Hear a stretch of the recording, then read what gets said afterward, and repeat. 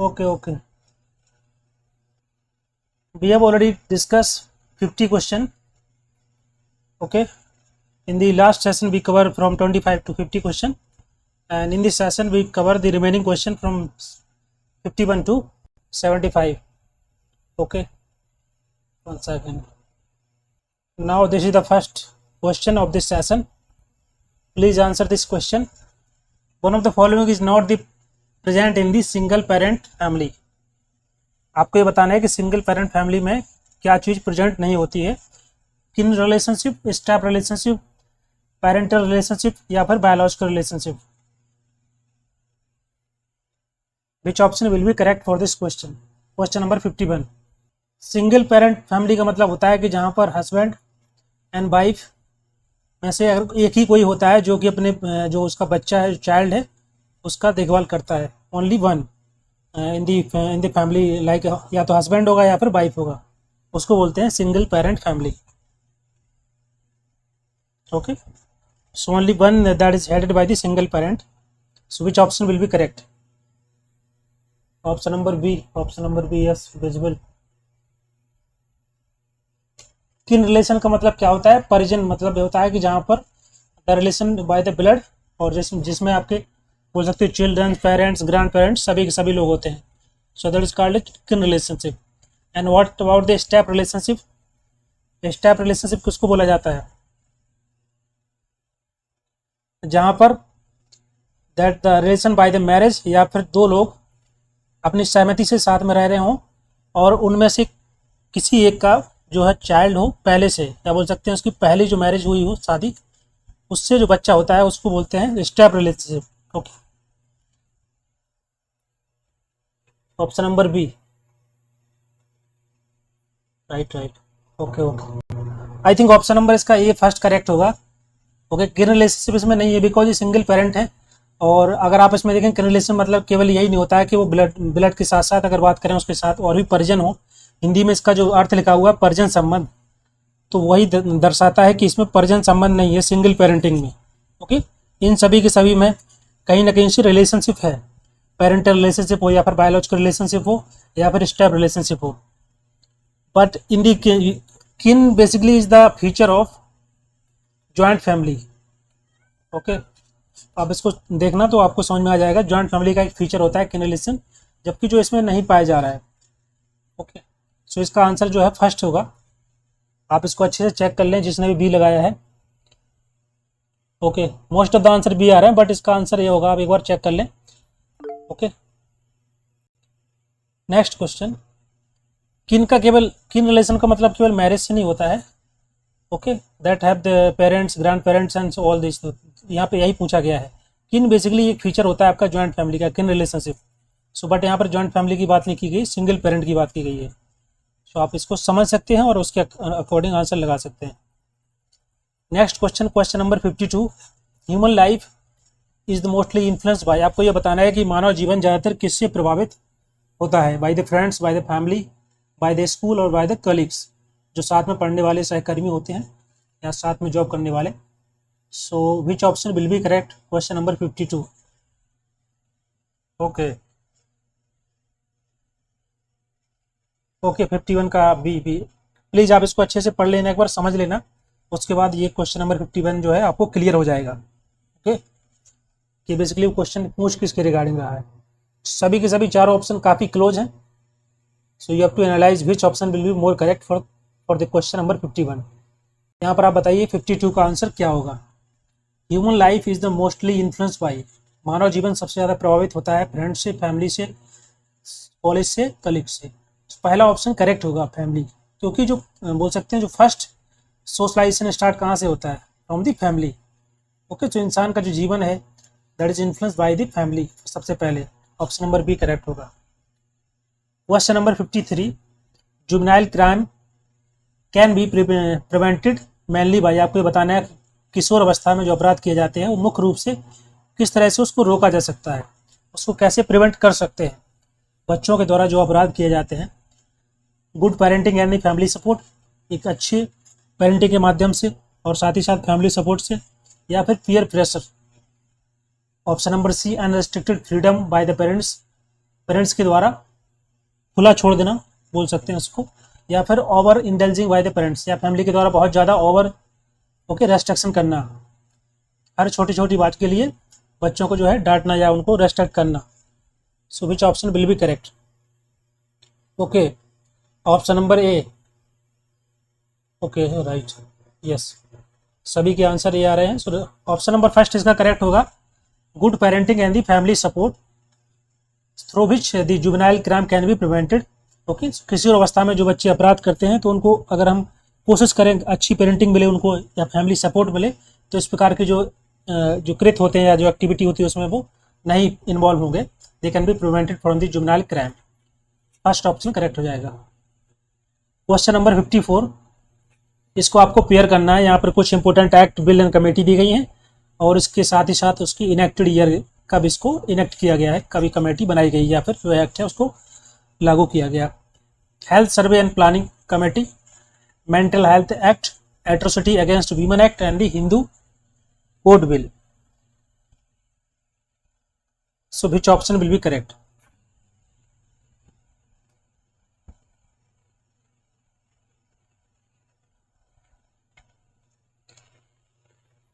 Question number 54, okay please check. Yes, Arpita ma'am C, Barnali ma'am C, Naushad Ali sir C.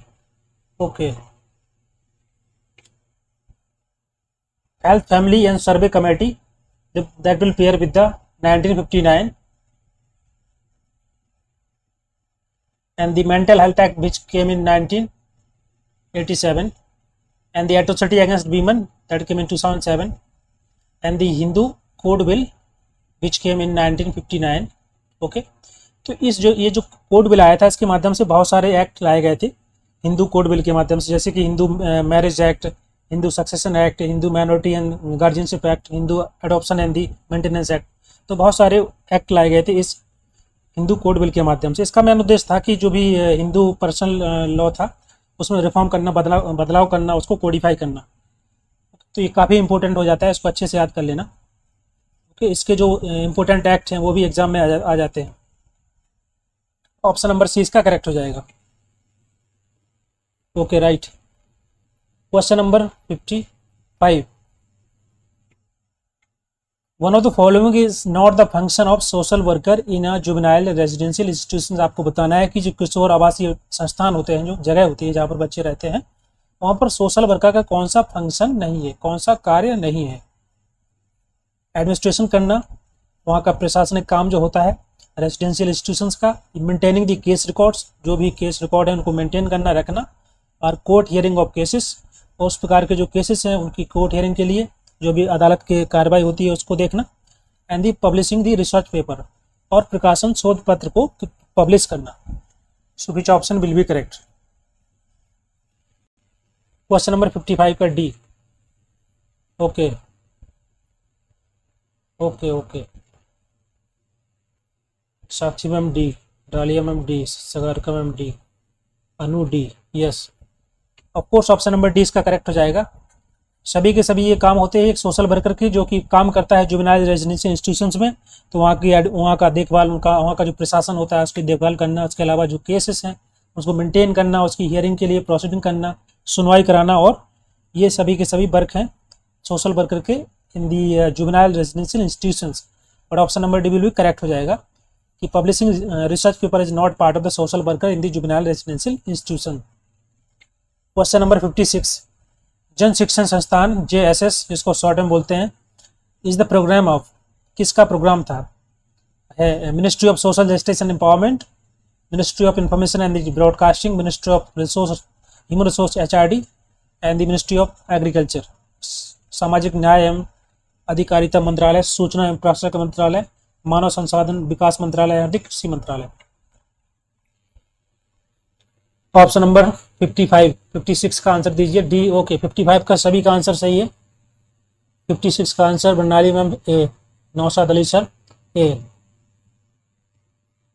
Okay, ए, अफसर ए, अनु ma'am A.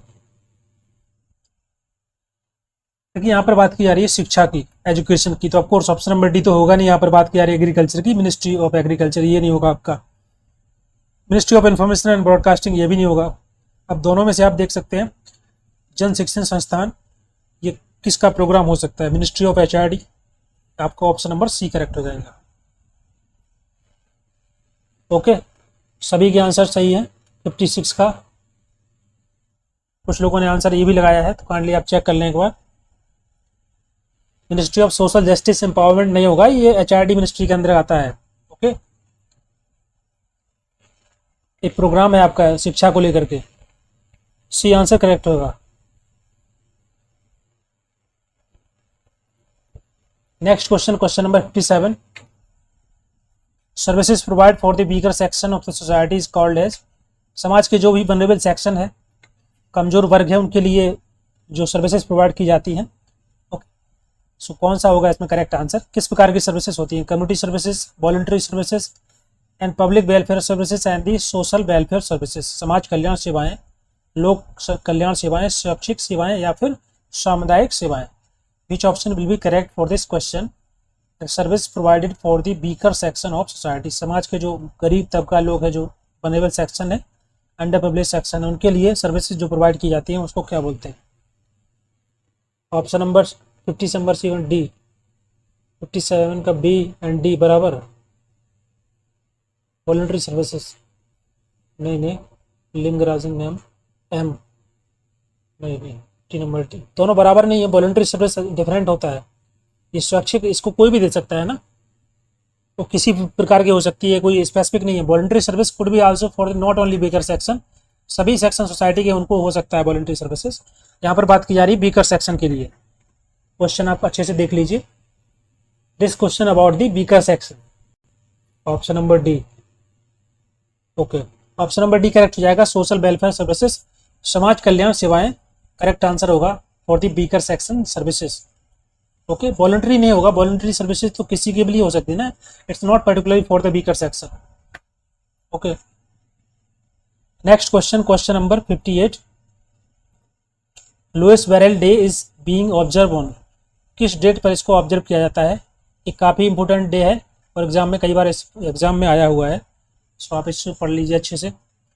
5 January, 6 January, 7 and the 8, काफ़ी close option है, इसका answer आपको पता होना चाहिए। This is the factual question. 14 participants there, so I think सभी लोग आंसर नहीं देख रहे हैं, काइंडली आप सभी लोग आंसर दीजिए। ओके, 58 का ये 5th ऑफ जन, यस यस यस,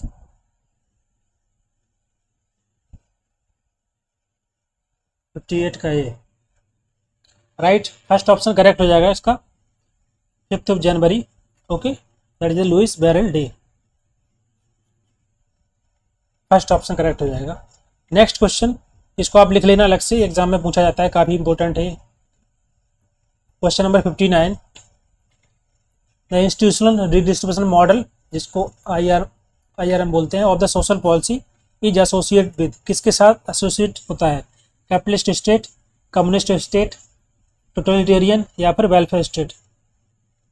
पूंजीवादी राज्य जैसे कि USA है आपका, है ना, कम्युनिस्ट चाइना, टोटलिटेरियन मतलब होता है जहाँ पर जैसे कि North Korea, and welfare state like the India and some other country, developing country. So which option will be correct? Option number D, yes. इसके बारे में मैंने आपको डिस्कस किया था कुछ इसके पहले, जो हम लोग डिस्कस किए थे ना पेपर, उसमें ये क्वेश्चन आया हुआ था, ये रिपीटेड क्वेश्चन है। सो आप देख सकते हैं इसके बारे में कितना पूछा जाता है। सोशल पॉलिसी के जो मॉडल हैं, इसको institution redistribution model, option number D इसका करेक्ट हो जाएगा, welfare state. Okay, like the India. इसमें सरकार के द्वारा जो इनकम टैक्स कलेक्ट किया जाता है, उसके माध्यम से प्रोग्राम पॉलिसी बनाई जाती है लोगों के लिए, और उसके माध्यम से जो उसको बोलते हैं welfare state, just like the India. Option number D correct हो जाएगा। Question number 60। The concept of the total fertility rate, TFR means, इसका मतलब क्या होता है? कुल प्रजनन दर, इसका मतलब क्या है? इसका चारों के चारों ऑप्शन आप अच्छे से पढ़ लीजिए। The average number of children born to the adult women during her lifetime. Okay, the average number of children born to the adult male during the, अब ये तो गलत होगा ही ना, इतना तो कॉमन सेंस होता है।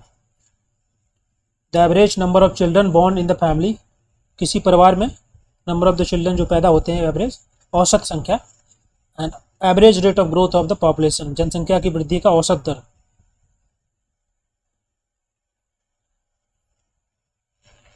Question number 60 D A D A. अच्छा, जो लोग डी आंसर दे रहे हैं उन्होंने, इसका मतलब ये कि जो पेपर है पहले लगाया हुआ है और उसमें आंसर की में डी दिया है, इसलिए आप लोग डी कर रहे हैं, है ना, इसी वजह से। अगर आपको टी एफ आर का मतलब फुल फॉर्म क्या होता है, टोटल फर्टिलिटी रेट, ओके। इसका मतलब number of the children born to each female of the birthing age, जैसे कि 15 साल से लेके 49 ईयर तक किसी महिला के द्वारा number of the children born. तो यहाँ पर कहाँ दिया गया है average number of the growth, first option देखिए इसका, average number of the children born to the adult women. Adult women का मतलब ये होता है कि जो बच्चा का जन्म दे पाए 15 से लेके 49। यहाँ पर थोड़ा और अगर स्पेसिफाई कर देते तो ईजिली हो जाता समझने के लिए, बट इसमें अब हमेशा आंसर ऐसे नहीं दिए होंगे या ऑप्शन नहीं दिए होंगे कि आपको जल्दी समझ में आ जाए। अडल्ट वीमन का आपको मतलब पता होना चाहिए, जनाब फर्स्ट ऑप्शन आपका करेक्ट हो जाएगा। 15 से लेके 49 ईयर तक की जो एज होती है, that for the fertility. So the formula is number of child born to the women age from 15 to 49. So this is the TFR formula. First option correct हो जाएगा। डी नहीं है इसका, डी में प्रॉपर एक्सप्लेन नहीं किया गया है, ओके। और एडल्ट वीमन का ये मतलब होता है कि in the age of 15 to 49 that can give the birth to the child, okay. But UGC NET ने डी करेक्ट दिया, गलत है वो, ओके। आप जस्ट सर्च ऑन गूगल कि व्हाट इज़ द टीएफआर, उसमें आपको समझ में आ जाएगा। अब जो भी आंसर की में दिया रहता है गलत रहता है ना, पिछले लास्ट ईयर में भी जो एग्जाम में बहुत सारे क्वेश्चन गलत हुए थे, तो ऐसा नहीं है कि जो यूजीसी नेट वाले आंसर देते हैं वो सही रहते हैं हमेशा, okay. We are the student of MA, okay. बच्चे नहीं है कि आप लोग जो वो लोग बोलेंगे वही सही हो जाएगा, आप लोग थोड़ा दिमाग लगाइए और गूगल पर सर्च कर सकते हैं। Next question, question number 61, who among the following is associate with the gestalt therapy. Gestalt therapy से कौन एसोसिएट करता है, यहाँ पर थिंकर के नाम दिए गए हैं, C.R. Rogers, Sigmund Freud, pulse and the B.F. Skinner. So which option will be correct.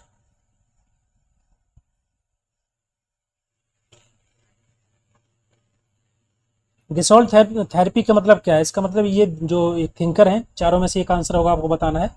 इसके बारे में मैं आपको बता देता हूँ क्या है थ्योरी।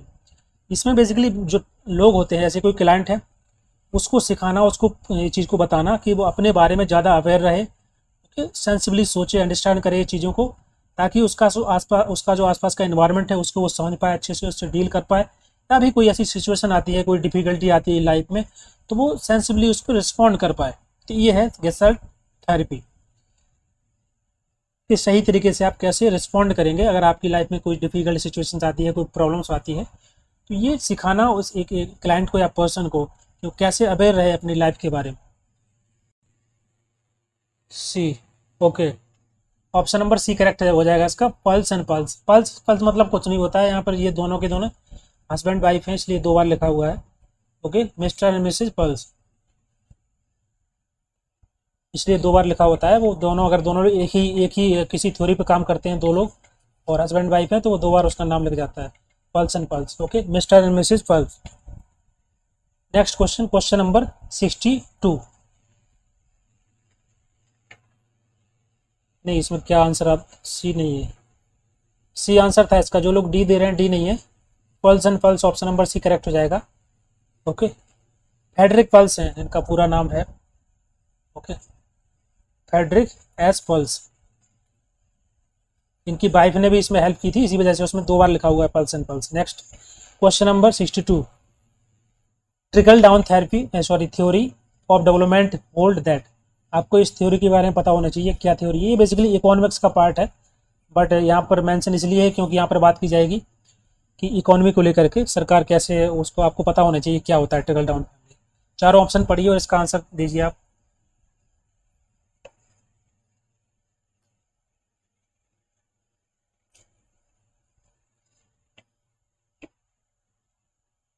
इसको थोड़ा समझ लेते हैं, ट्रिकल डाउन थियरी, इसका मतलब क्या है। ये बेसिकली इकोनॉमिक्स का पार्ट है। इसमें क्या है कि जो सरकार के द्वारा टैक्स लिया जाता है, जो भी इकोनॉमिक फर्म्स होती हैं या जो वेल्दी पर्सन होते हैं, ओके, बिजनेसमैन होते हैं, तो सरकार अगर उन पर कम टैक्स लेगी तो इस थ्योरी का कहना है कि अगर सरकार कम टैक्स लेती है तो जो है जो अमीर लोग हैं जिनके पास बिजनेस करते हैं जो लोग, वो जो गरीब लोग हैं जो वीकर सेक्शन है उनको भी ज़्यादा बेनिफिट प्रोवाइड करा सकते हैं अगर सरकार उन पर टैक्स कम लगाएगी।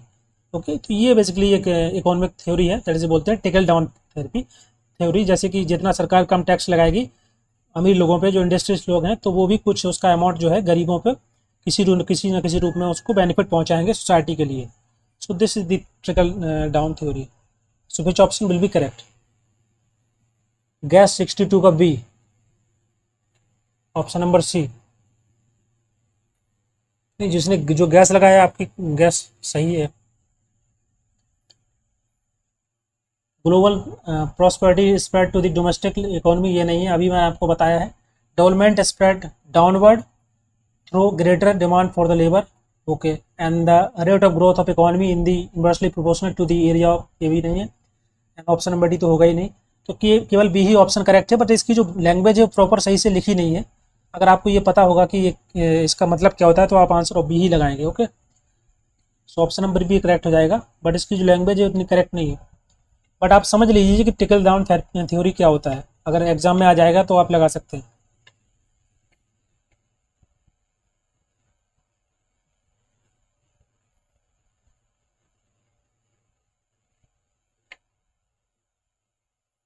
Okay, next question, B answer सही होगा, इसको आप एक बार देख लीजिएगा, है ना। Question number 63, UN principle for the older person come into force in which year, किस साल में? आपको बताना है कि जो प्रिंसिपल दिए गए थे ओल्डर पर्सन के लिए, जो बूढ़े लोग होते हैं, 1990, 1999, 1981 and 1991। Which option is correct for this question?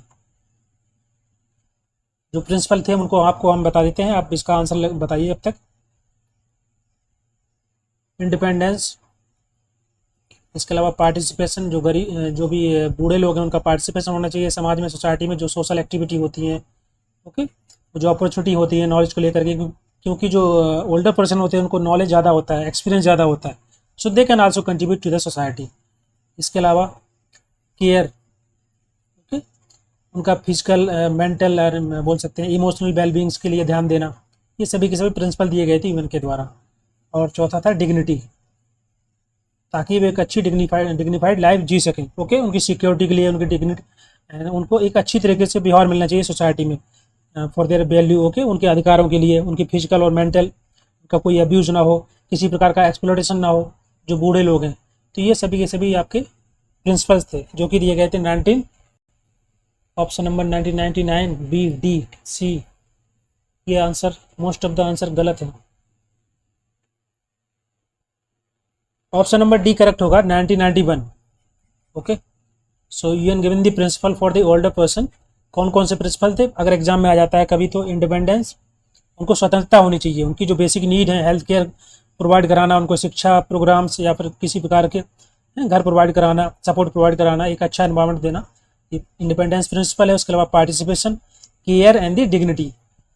So exam में अगर आ जाए तो आप क्वेश्चन सही कर सकते हैं। ऑप्शन नंबर डी करेक्ट हो जाएगा, 1991।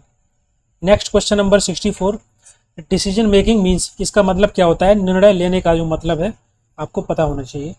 Choosing among alternatives, choosing among the alteration, sorry, choosing from the allocation and the all the above.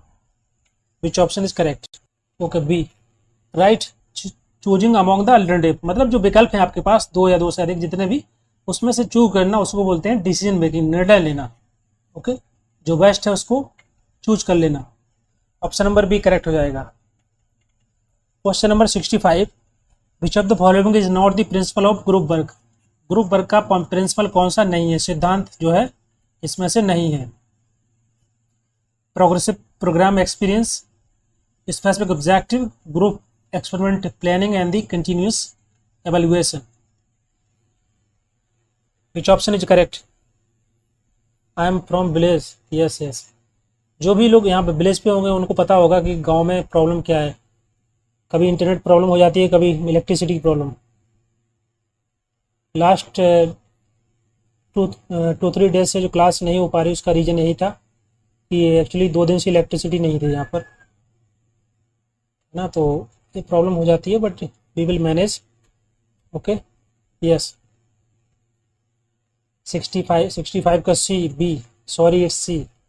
आराम से सोच के बताइए, अभी नेटवर्क आ रहा है।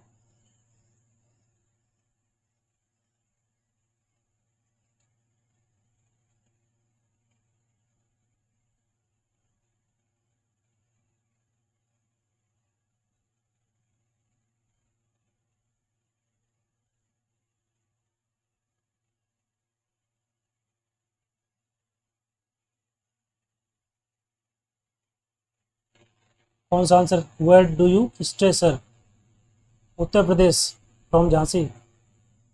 ओके, वैसे भी उत्तर प्रदेश का नाम तो खराब है ये सब चीज़ों में। कुछ प्रिंसिपल आपको बता देते हैं ग्रुप वर्क के, ताकि आपको याद रहे। सी से आपका हो जाएगा कंटिन्यूस या इंडिविजुअलाइजेशन, डी से democratic group self determination, and E से एवेल्युएशन। ओके, एफ से आपका हो जाएगा flexible functional organisation, and for the G guided group instruction. और इसके अलावा यहाँ पर पी आर एस हुआ है, इसका यहाँ पर देख लेते हैं। पी से आपका हो जाएगा प्लान ग्रुप फॉर्मुलेशन, 1P हो गया। Second progressive programme experience. Okay, एक और है पर्पजफुल वर्कर ग्रुप रिलेशनशिप। तो ये आपके हो गए सभी के सभी। इसको ऐसे याद कर लेना, CDEFG, थोड़ा आसान रहेगा याद करने में। और PPRS। ओके, आर का मतलब हो गया रिसोर्स यूटिलाइजेशन। ओके, एस का मतलब होता है स्पेसिफिक ऑब्जेक्टिव। इसको आप लिख लेना, थोड़ा सा यहाँ पर राइटिंग सब ऐसा हो गया। Okay, wow sir. Okay, where do you, yes yes, ठीक है। आप इसको एक बार लिख लेना और इसको वीडियो को दोबारा रिपीट करके देख लें, तो ये समझ में आ जाएगा क्या है। ओके, CDEFGP3RS, सभी के सभी आपको 1 2 3 4 5 6 7 टोटल 10 जो है आपके प्रिंसिपल, सभी याद हो जाएंगे ऐसे आपको। क्वेश्चन नंबर 66, इसका आंसर दीजिए। Team building involve. Team building या मतलब बोल सकते हैं कि जो टीम निर्माण की जाती है, बनाई जाती है टीम, उसमें क्या क्या चीज़ें शामिल होती हैं, या कैसे टीम, इसका मतलब क्या है। Recognising active member of the team, team के सभी के जो एक्टिव मेंबर हैं उनको रिकोगनाइज करना। Recognising the those member who contribute for the growth of team, केवल टीम के उन्हीं मेंबर को रिकोगनाइज करना जो कि किसी न किसी रूप में टीम के लिए कंट्रीब्यूट कर रहे हैं। Option number C, recognising all member of teams, team के सभी मेंबर को रिकोगनाइज करना, चाहे वो एक्टिव हों चाहे वो इनएक्टिव हों, पैसिव हों, जैसे भी। And recognising knowledgeable member of team, या फिर टीम के जो भी जानकार लोग हैं, समझदार, पढ़े लिखे, या बोल सकते हैं जिनको स्किल नॉलेज है, केवल उनको रिकोगनाइज करना। 66, ओके, सी, यस यस।